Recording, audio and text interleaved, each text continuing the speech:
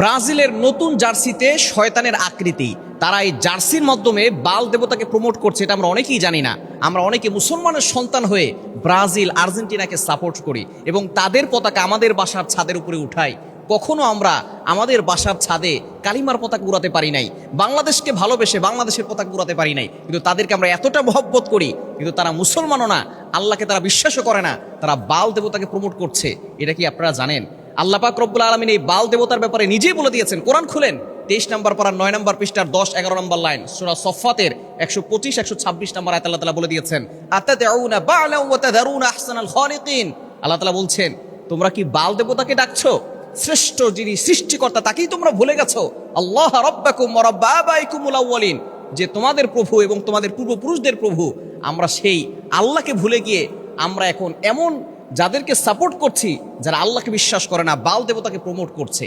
আমরা অনেকেই Brazil Argentina support করি, এটার মাধ্যমে কিন্তু আপনার ইমান দুর্বল হয়ে যাচ্ছে, ইমান ক্ষতিগ্রস্ত হচ্ছে।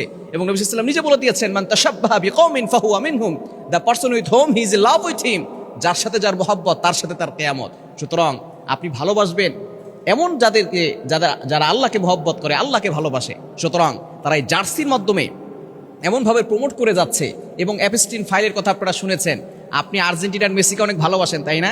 এই আর্জেন্টিনার মেসি এবং ইহুদি খ্রিস্টান যারা আছে, তারা প্যালেস্টাইনে আমাদের মুসলিম ভাই বোনের উপর যে নির্যাতন করছে, এটা কিন্তু আমরা অনেকেই জানি না। এজন্য আমাদেরকে সাপোর্ট করতে হবে এমন যারা আল্লাহকে ভয় করে, আল্লাহকে ভালোবাসে। এই বাল দেবতা কে, এটা কি আপনারা জানেন?